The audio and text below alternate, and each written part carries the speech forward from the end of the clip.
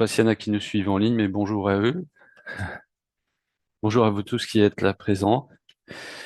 C'est un plaisir toujours d'ouvrir la parole ensemble et de la partager, mais c'est parfois redoutable. On termine le livre d'Ésaïe, et si vous vous souvenez du dernier verset d'Ésaïe, euh, on pourrait se dire, mais est-ce qu'il faut encore prendre du temps pour lire ces vieux livres de l'Ancien Testament?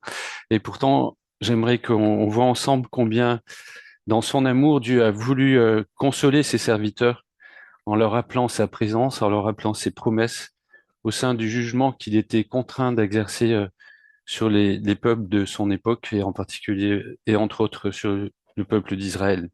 Donc dimanche dernier, nous avions étudié Ésaïe 64 et 63 et 64 et il y avait dans ces passages une prière d'adoration, d'intercession, de confession et de supplication. Et dans cette prière, on découvre les craintes et les questionnements de ceux qui l'expriment, de ceux en tout cas qui, parmi le peuple, osent encore s'adresser à l'Éternel. Et Dieu va leur répondre dans les deux derniers chapitres qui nous intéressent aujourd'hui, que nous allons lire. Alors, excusez-moi, on va lire, puis on va se balader dans le chapitre 66. On va revenir un petit peu en arrière. Mais bon, on va essayer quand même Je vous ai fait un plan. J'espère qu'il va pas plus vous perdre que vous guider, mais on on va voir ensemble. Donc, qu'il ne faut pas imaginer que Dieu soit inactif ou absent quand tout va mal. On va le voir au fait en réponse à des questions qui sont posées dans la prière qu'on avait étudiée la dernière fois, où il semble que Dieu ne fasse rien, ne dise rien, où il est.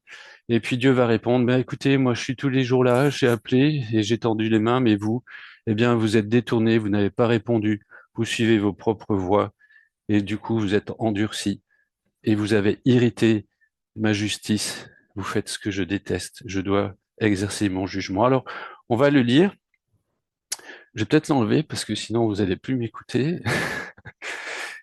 Mais on va lire donc Ésaïe 65 et au verset 1, où Dieu va dire non, je ne suis pas inactif, je ne suis pas silencieux, je suis bien là. Donc Ésaïe 65. Je me suis laissé consulter par des personnes qui ne me demandaient rien. Je me suis laissé trouver par des personnes qui ne me cherchaient pas. J'ai dit, je suis là, aux gens d'une nation qui n'étaient pas appelés par mon nom.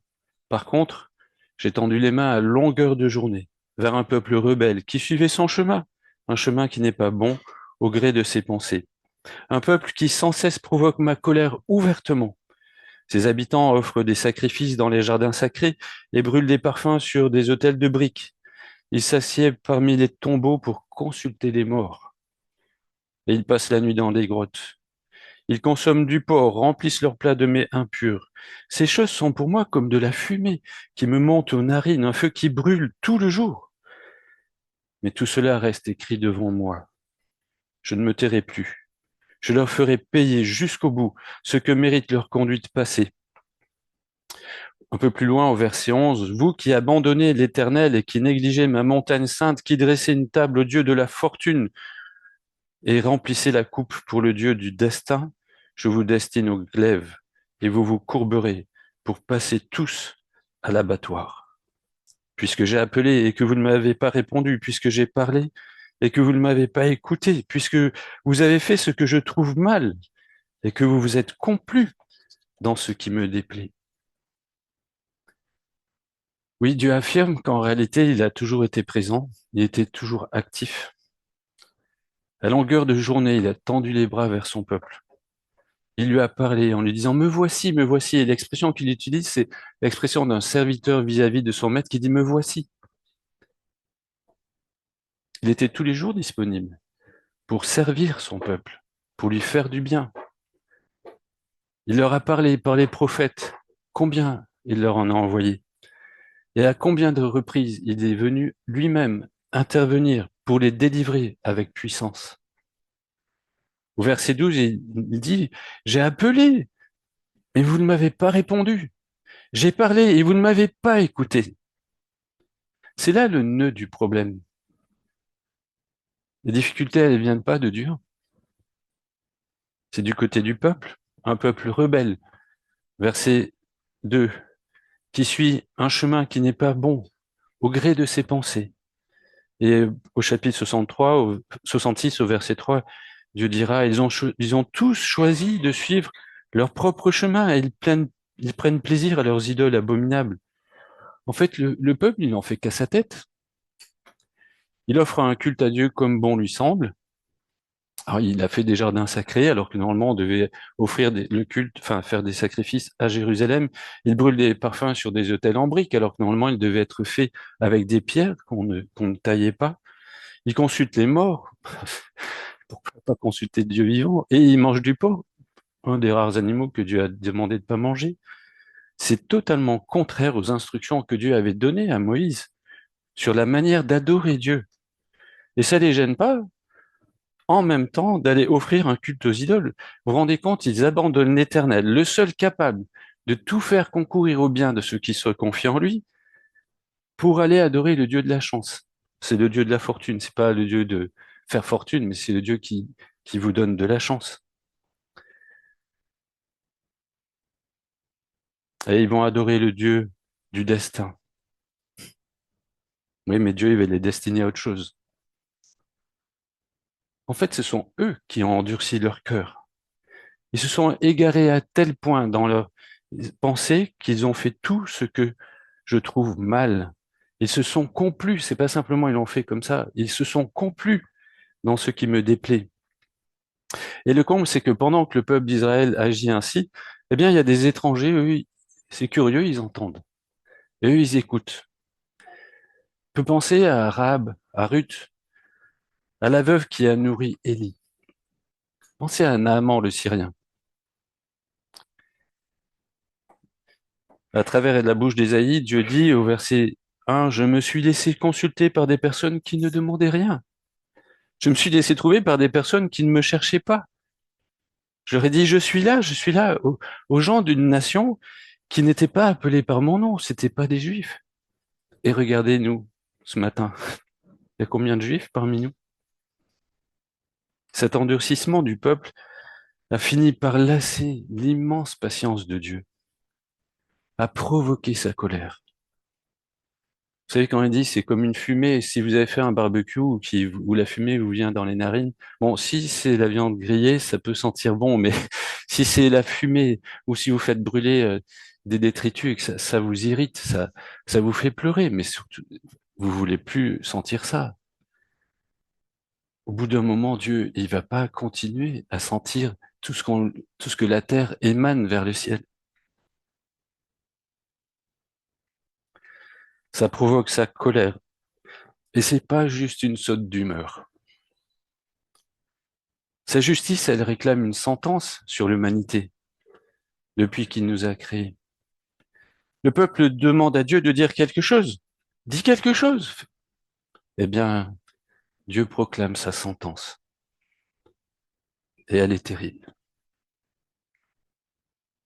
Verset 65, chapitre 65 au verset 6. Vous voulez que je parle? Eh bien, je ne me tairai plus. Je leur ferai payer jusqu'au bout, je leur ferai payer leurs crimes, dit l'Éternel. Verset 12, je vous destine au glaive et vous vous courberez pour passer tous à l'abattoir. Ça vous rappelle un événement de l'histoire? Ce n'était qu'un début. Quand Dieu commence par juger son peuple, après il jugera tous les hommes.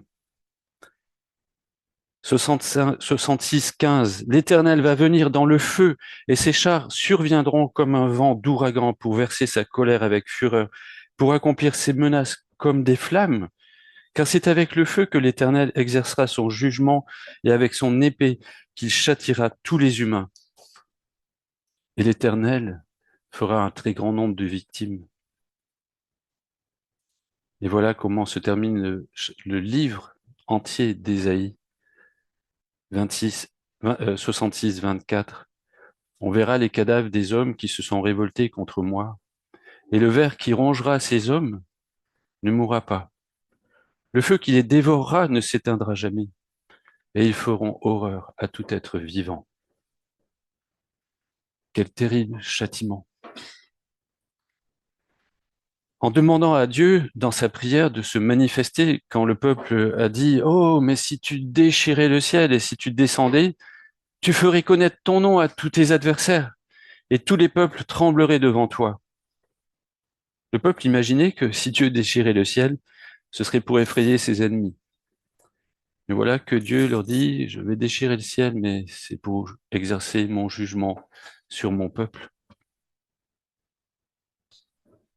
en plus des autres nations. Ce dont parle Ésaïe, on comprend que ça dépasse les jugements qui ont pu toucher Israël. Ça nous concerne aussi. Parce que vous vous souvenez, quand on a étudié Ésaïe 63, l'image du vendangeur qui a les vêtements tachés de sang parce qu'il a foulé la cuve de la colère de Dieu.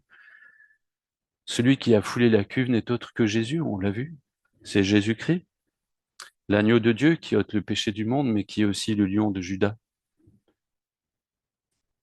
Jésus a annoncé à la fin du monde, dans Matthieu 13, verset 49, à la fin du monde, les anges viendront séparer les méchants d'avec les justes, et ils jetteront dans la fournaise ardente des méchants, où il y aura des pleurs et des grincements de dents. Jésus va déchirer à nouveau le ciel, mais plus pour venir comme un agneau. Il viendra avec ses anges pour juger les hommes. Et nous ferions bien de trembler à ces paroles. Parce que dans Ésaïe, Dieu s'adresse à ceux qui tremblent à sa parole pour leur annoncer une bonne nouvelle. Il s'adresse à ceux qui ne veulent pas trembler pour les réveiller, mais il s'adresse aussi à ceux qui tremblent à sa parole pour les encourager. Parce que si Dieu vient juger le péché, ça doit nous encourager.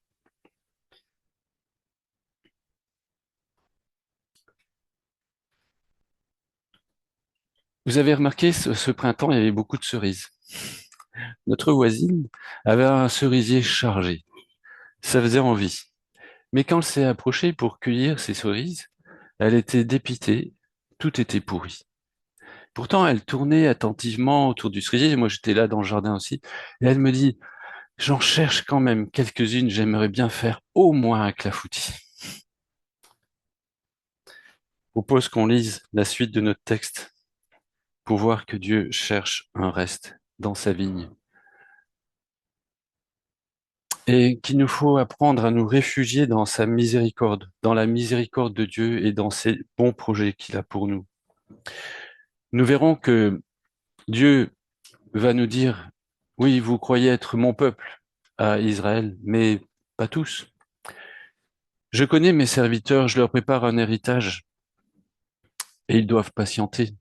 Le bon berger est avec ceux qui ont le cœur contrit et humilié, et Jésus fera le tri entre ses serviteurs et ceux qui se servent.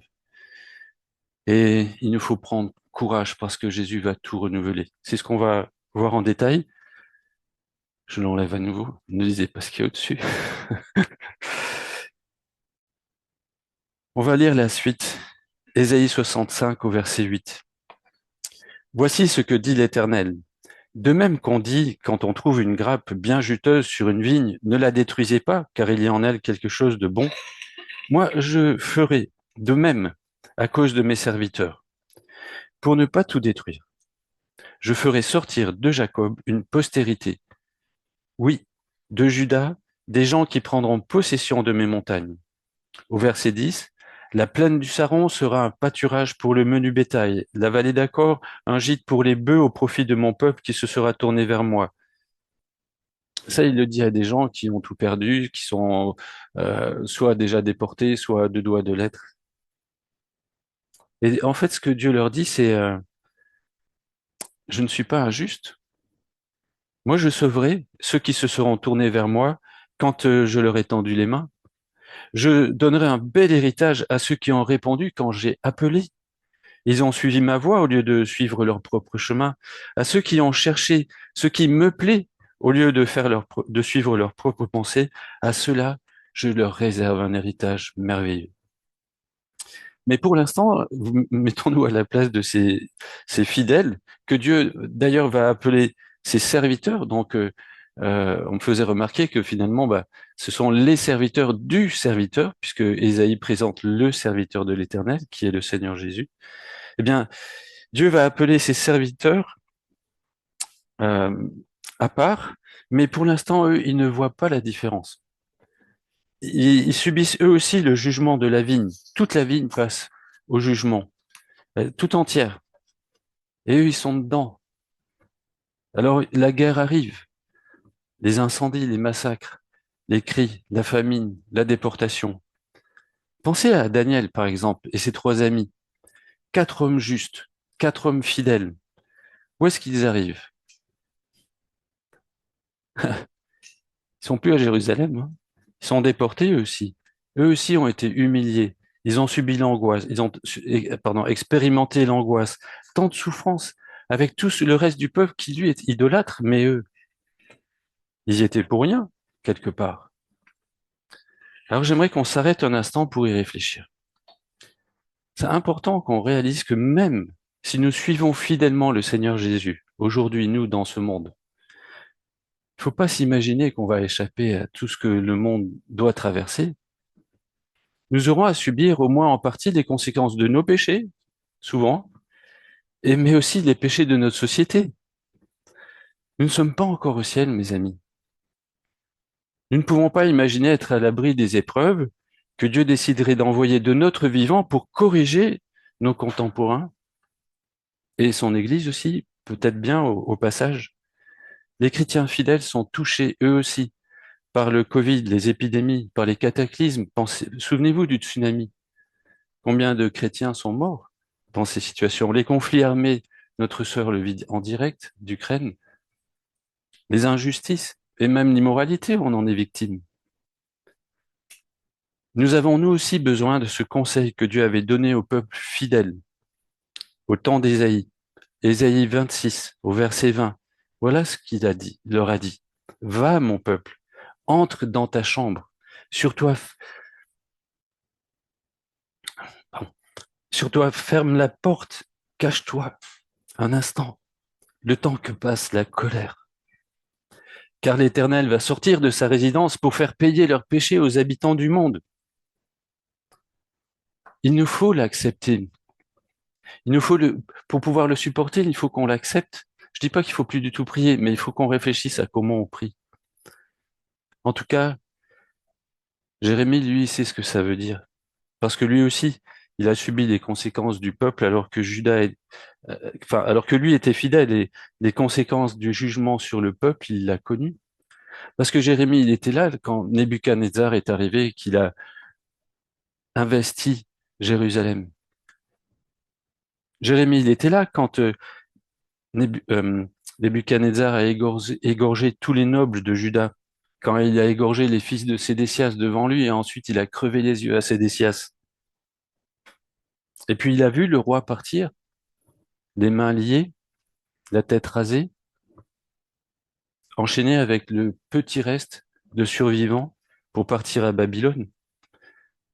Et c'est intéressant de voir ce qu'il a écrit, de réfléchir à ce qu'a écrit Jérémie. Jérémie 3, au verset 21. Il dit que tout ça, c'est comme un poison pour lui. Ça le ruine dans son âme. Et c'est normal enfin, on peut pas être insensible à ce que ne vivent nos contemporains ou à ce qu'on traverse, mais il avait de l'amertume. Mais voici la pensée que je me rappelle, verset 21, à moi-même. La raison pour laquelle j'aurai de l'espérance. Non, les bontés de l'Éternel ne sont pas à leur terme et ses tendresses ne sont pas épuisées. Chaque matin, elles se renouvellent. Oui, ta fidélité est grande. Au verset 26, il est bon d'attendre en silence la délivrance que l'Éternel opérera.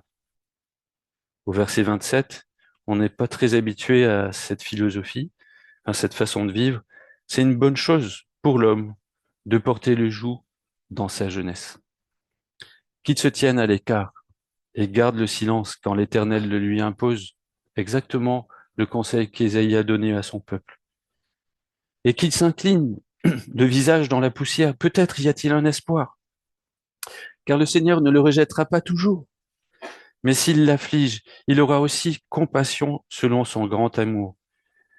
Ce n'est pas par plaisir, que l'Éternel humilie et qu'il afflige des humains. Lorsqu'on viole le droit, verset 35, lorsqu'on viole le droit d'un homme sous les yeux même du Très-Haut, et lorsqu'on opprime quelqu'un dans son procès, le Seigneur ne le voit-il pas? Est-ce que le Seigneur ne voit pas tous les missiles qui tombent au mauvais endroit parce qu'ils n'auraient jamais dû être lancés? Pourquoi l'homme se plaindrait-il alors qu'il reste encore en vie? Que chacun se plaigne de ses péchés. Considérons notre conduite et examinons-la, puis revenons à l'Éternel. Tournons notre cœur, élevons nos mains vers Dieu qui est au ciel. Ésaïe résume cette attitude ainsi au verset 2 du chapitre 66. Voici sur qui je porterai un regard favorable, sur celui qui est humilié, qui a l'esprit abattu, sur celui qui respecte ma parole. Dieu parle, Dieu agit. Et où est-il? Où il est le bon berger d'Israël? Il est juste là, tout près de ceux qui ont le cœur contrit et humilié. Il est avec ce petit reste, avec cette grappe épargnée parmi tout le vignoble. Et il va rassembler ses brebis pour leur faire du bien. Il va faire le tri. Il va séparer les siens, ses serviteurs, des autres, ceux qui veulent se servir eux-mêmes. Voici ce qu'il dit aux rebelles en Ésaïe 65, 13. Donc on continue notre texte. Mes serviteurs auront de quoi manger, mais vous, vous aurez faim. Mes serviteurs boiront, et vous, vous aurez soif. Mes serviteurs seront dans l'allégresse, et vous, vous serez dans la honte. Mes serviteurs crieront de joie, car ils connaîtront le bonheur. Quant à vous, vous crierez le cœur plein de douleur, vous pousserez des cris, vous vous lamenterez l'esprit tout abattu. L'insistance ici, c'est pas tellement sur ce que vont vivre ceux qui s'opposent à Dieu, mais ce qu'il nous faut retenir, c'est ce que Dieu promet à ses serviteurs. Ils ont connu la faim, ils n'auront plus faim. Ils ont connu la soif à travers les déportations, ils n'auront plus soif. Ils ont connu le malheur, ils connaîtront le bonheur. Ça vous rappelle pas ce que disait Jésus en Matthieu 25, au verset 31? Il disait, lorsque le Fils de l'homme viendra dans sa gloire avec tous les anges, il s'assiera sur le trône de sa gloire. L'agneau sera le lion, le roi. Toutes les nations seront rassemblées devant lui. Il les séparera les uns d'avec les autres, comme le berger sépare les brebis d'avec les boucs. Et il mettra les brebis à sa droite et les boucs à sa gauche. Alors le roi dira à ceux qui seront à sa droite, venez, vous qui êtes bénis de mon Père, prenez possession du royaume qui vous a été préparé dès la fondation du monde. Voilà ce que Dieu réserve à cette petite grappe de serviteurs. Ensuite, il dira à ceux qui seront à sa gauche, retirez-vous de moi, maudits, allez dans le feu éternel qui a été préparé pour le diable et pour ses anges. C'est à la fois un avertissement solennel, mais un tellement grand encouragement. Dieu veut aider ce petit reste, et nous avec, parce que sur les milliards d'humains, il y a combien? Il y a une petite grappe de croyants, n'est-ce pas? De croyants en Jésus-Christ. Il veut nous encourager à regarder à ce qu'il, lui, il va réaliser à l'avenir, à détacher nos yeux du moment présent pour regarder à l'avenir. Et il va continuer, Ésaïe 65 au verset 16. En effet, les mots du passé seront tous oubliés. Ils disparaîtront de ma vue. Je vais créer un ciel nouveau, une nouvelle terre. On ne se rappellera plus des choses d'autrefois. On n'y pensera plus. Réjouissez-vous plutôt et soyez toujours tout remplis d'allégresse à cause de ce que je crée.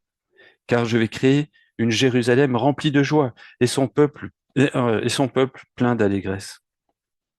Vous vous souvenez, dans la prière du chapitre 64-8, on lisait daigne porter tes regards sur nous tous qui sommes ton peuple. Nous tous qui sommes ton peuple. Et Dieu répond, eh bien non, tous ne sont pas mon peuple. Mais pour ceux qui ont choisi de suivre mes voies, je réserve le meilleur. Je réserve un vrai bonheur. Je vais tout renouveler. Tout ce que vous pouvez imaginer de meilleur, je vais vous l'offrir. En Ésaïe 64, 9, dans la prière, toujours, ils étaient désespérés de voir Jérusalem ravagée, Leur saint temple qui était si magnifique réduit en cendres. Mais voilà ce que Dieu déclare. Verset, donc, chapitre 65, verset 19. J'exulterai moi-même à cause de Jérusalem. Je me réjouirai au sujet de mon peuple. On n'y entendra plus de pleurs, ni de cris de détresse. Là, plus de nourrissons emportés en bas âge, ni de vieillards qui meurent avant d'avoir atteint le nombre de ses ans. Ce sera mourir jeune que de mourir centenaire. Si un pécheur ne dépasse pas les 100 ans, c'est qu'il aura été maudit. Verset 22. Ils ne bâtiront plus des maisons pour qu'un autre y habite à leur place. C'est ce qui s'est passé là avec la guerre. Ils ne planteront plus de vignes pour qu'un autre en mange les fruits. On leur a tout volé, tout pillé. Car les gens de mon peuple vivront aussi longtemps qu'un arbre. Pensez au séquoia. Mes élus jouiront du fruit de leur travail. Ils ne peineront plus pour rien, et les enfants auxquels ils donneront naissance ne seront plus destinés au malheur. Ils seront une race bénie par l'Éternel, et leur postérité le sera avec eux, avant qu'ils ne m'invoquent, je les exaucerai. Ils parleront encore que j'aurais déjà entendu. Verset 25. Les loups et les agneaux paîtront ensemble. Le lion mangera du fourrage, tout comme le bétail. Le serpent mordra la poussière. Il ne se fera plus ni mal, ni destruction sur toute ma montagne sainte, dit l'Éternel. L'image donnée à Ésaïe, c'est celle d'une restauration. Mais c'est plus qu'une restauration du peuple d'Israël. C'est un retour à un état antérieur à celui du déluge. Parce qu'avant le déluge, si on lit bien les textes, eh bien, alors le déluge, c'était le premier jugement universel que Dieu a exercé sur la terre, hein. Mais à ce moment-là, avant le déluge, les gens ils vivaient des siècles. Mathusalem, il a quand même vécu 969 ans. Il devait avoir une longue barbe s'il se rasait plus. Et les animaux, ils mangeaient tous de l'herbe. Il y avait une relation paisible entre les animaux. Mais il y aura une différence encore plus grande. Parce que avant le déluge, enfin, si il y a le déluge, c'est parce que bien qu'ils mangent de l'herbe et bien que ils étaient dans le péché jusque-là et ils faisaient du mal. Là, dans la restauration dont parle Ésaïe, il ne se fera plus mal ni aucun dommage, il n'y aura plus de péché. On n'entendra plus de cris de détresse. Tout ce qui les a fait souffrir aura disparu. Quelle vision réconfortante pour ce petit reste fidèle. Non seulement Dieu leur dit, vous allez retrouver Jérusalem, mais ce sera encore mieux qu'au temps de David et de Salomon.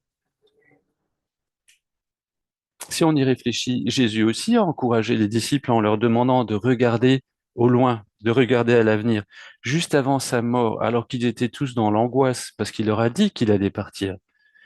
Il leur disait, Jean 14, 1, que votre cœur ne se trouble point, croyez en Dieu et croyez en moi. Je vais vous préparer une place. Je vais vous préparer une place. Je reviendrai au verset 3 et je vous prendrai avec moi afin que là où je suis, vous aussi, vous soyez avec moi.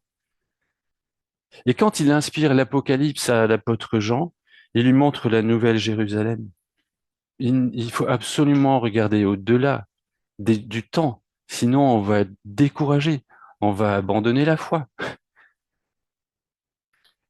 Mais non, on n'abandonnera pas la foi, parce que le Seigneur va nous garder dans la foi, mais il veut qu'on apprenne, qu'on soit éduqué par les épreuves qu'on traverse. À Marthe, qui est dans le deuil, qu'est-ce qu'il lui dit? Jean 11, 25. Moi, je suis la résurrection et la vie.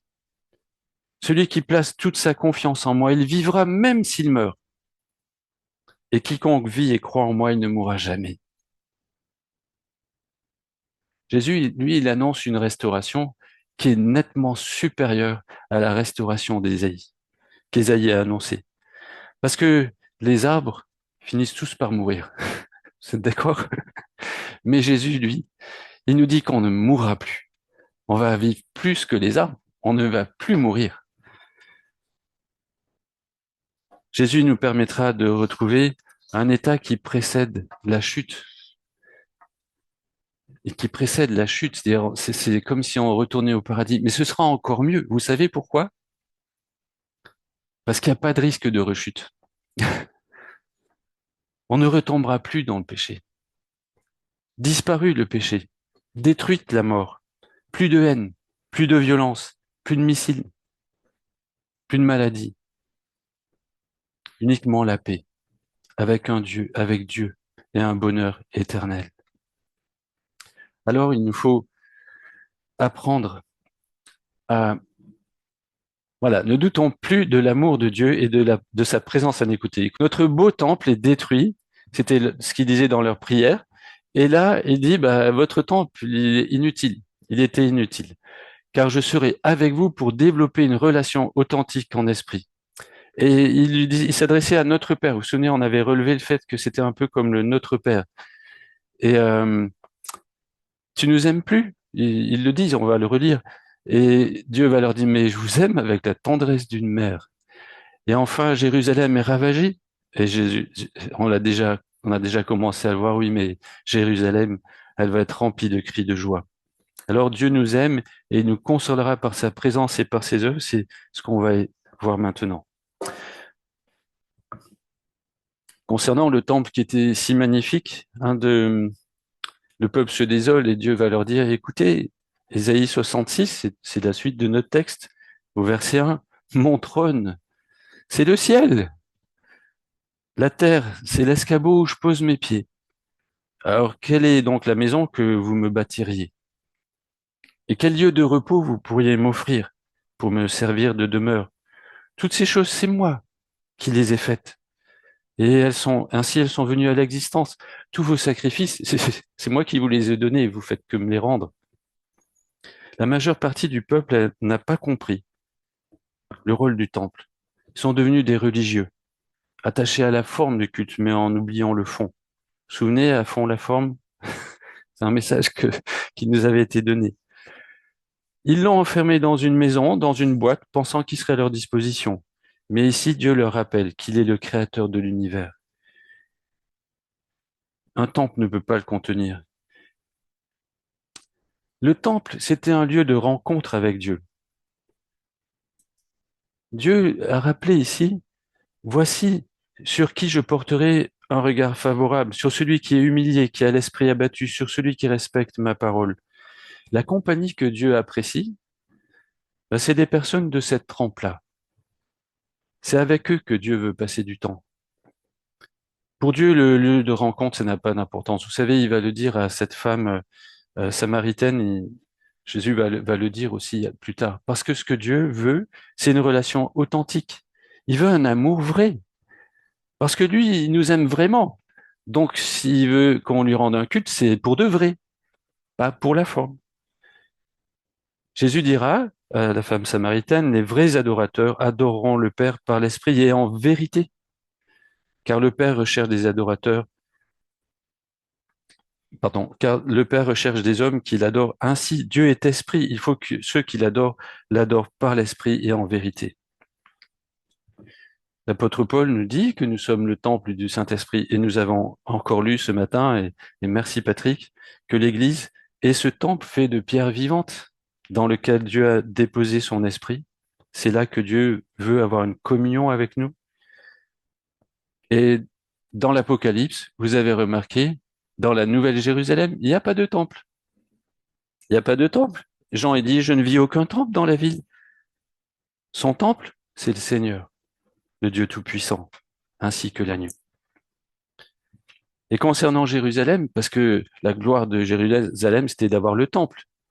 Mais concernant Jérusalem, sur lesquels le peuple s'inquiète, à juste titre, hein, on le comprend. Mais quand même, Dieu va leur dire, parce que Jérusalem, c'est aussi le symbole du peuple d'Israël, Dieu va leur dire en Ésaïe 66, 8, peut-on enfanter une nation en un instant? Vous avez déjà vu une nation naître en un instant? Or, à peine en travail, Sion a mis des fils au monde. On, on- je suis obligé de raccourcir, mais on comprend ici que Dieu va faire naître miraculeusement un nouveau peuple. Parce qu'il dit en un seul jour, ça n'existe pas. C'est verset 10, réjouissez-vous avec Jérusalem et soyez tous dans l'allégresse à son sujet, vous qui l'aimez et qui pour l'instant la voyez rasée. Verset 12, car ainsi parle l'Éternel, je vais faire affluer la paix vers elle comme un fleuve, la gloire des nations tout comme un torrent qui déborde. Vous serez allaité et porté sur la hanche, bercé sur les genoux. Vous remarquez cette image que Dieu utilise? Vous serez allaité, porté sur la hanche, bercé sur les genoux, comme un homme que sa mère console. Je vous consolerai.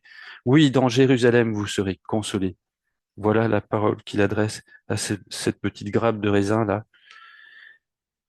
Quelle belle image de la tendresse de Dieu à son égard. Eux qui demandaient dans leur prière, et c'est ce qu'ils avaient dit au chapitre 63, verset 15, que sont donc devenus ton amour passionné et ta puissance? Ton cœur s'est-il donc retenu de frémir de tendresse, de compassion pour moi? Car tu es notre Père. Et Dieu répond, bah, non seulement je vous aime toujours comme un père, mais avec toute la tendresse d'une mère, et je vous consolerai. Je vous aime tellement que quand je vous verrai heureux dans Jérusalem, c'est moi qui serai heureux de vous voir heureux.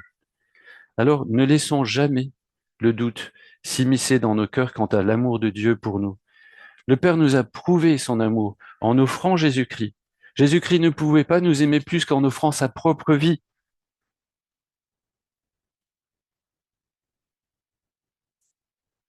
Vous pourrez relire Éphésiens 2, versets 4 à 8, où il a précisé que, bah oui, Dieu nous a prouvé son amour.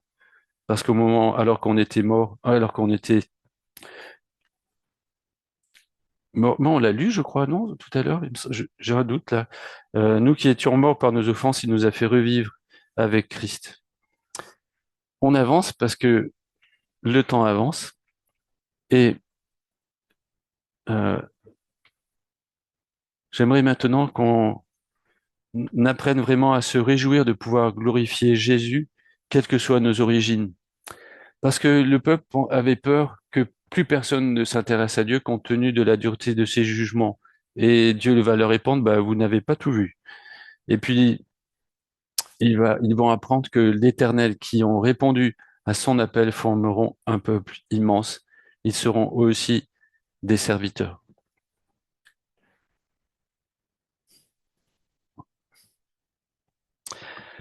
Le peuple, c'est au verset 64, 6, que le peuple disait, mais personne ne t'invoque, personne ne se récite pour s'attacher à toi. Et la raison qu'il donne, c'est car tu t'es détourné de nous et tu nous as fait défaillir sous le poids de nos fautes. Et ben Dieu va leur dire, bah, écoutez, la réalité est tout autre. Voilà ce qui va se passer. Toutes les nations honoreront l'Éternel. Voici, je vais venir rassembler toutes les nations et des gens de toutes langues, et ils viendront et verront ma gloire. Verset 21 du chapitre 64, oui. Et même parmi eux, j'en prendrai certains. Non, je pensais. Oui. Et même parmi eux, j'en prendrai certains pour être des prêtres ou des lévites, dit l'Éternel. Comme le nouveau ciel et la nouvelle terre que je vais faire subsisteront par devant moi, l'Éternel le déclare, ainsi subsisteront votre postérité et votre nom. Il adviendra alors que régulièrement, à la nouvelle lune et à chaque sabbat, tous les humains viendront pour se prosterner devant moi. Pardon, c'est la fin du chapitre 66. En, deux, en 1 Pierre 2, verset 4, Pierre a écrit ceci, parce que c'était choquant pour les Juifs quand même de penser que les étrangers allaient faire partie du peuple. Mais Pierre le développe.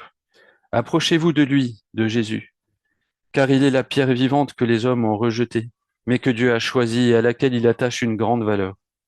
Et vous aussi, comme des pierres vivantes, vous qui formez un temple spirituel, édifiez-vous pour constituer une sainte communauté de prêtres chargés de lui offrir des sacrifices spirituels qu'il pourra accepter favorablement par Jésus-Christ. Je crois que Dieu insiste là-dessus ce matin.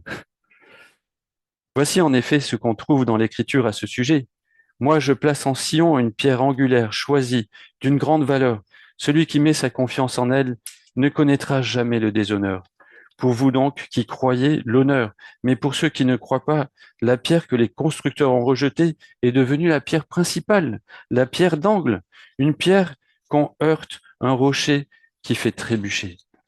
Parce qu'ils refusent de croire à la parole, il leur arrive ce qui était prévu pour eux, ils tombent à cause de cette pierre. Mais vous êtes un peuple élu, une communauté de rois prêtres, une nation sainte, un peuple que Dieu a pris pour sien, pour que vous célébriez bien haut les œuvres merveilleuses de celui qui vous a appelé à passer des ténèbres à son admirable lumière, car vous qui autrefois n'étiez pas son peuple, vous êtes maintenant le peuple de Dieu. Vous qui n'aviez pas obtenu compassion, vous avez désormais obtenu compassion. Alors souvenons-nous, l'Église n'est-elle pas née en un jour, miraculeusement, le jour de la Pentecôte, cette nation dont Dieu a parlé, cette nouvelle Jérusalem? Et pour terminer et résumer, un, un frère m'a parlé de ce verset, de ces versets, Galates 6, Galates, Galates 6 à 10. Ne vous faites pas d'illusions. Dieu ne se laisse pas traiter avec mépris. On récolte ce qu'on a semé. Celui qui sème pour satisfaire ses propres désirs, d'homme livré à lui-même, récoltera ce que produit cet homme, c'est-à-dire la corruption. Mais celui qui sème pour l'esprit moissonnera ce que produit l'esprit, la vie éternelle. Alors faisons le bien sans nous lasser, faisons le bien sans nous laisser gagner par le découragement, car si nous ne relâchons pas nos efforts, nous récolterons au bon moment. Ainsi donc, tant que nous en avons l'occasion, faisons du bien à tout le monde, et en premier à ceux qui appartiennent à la famille des croyants.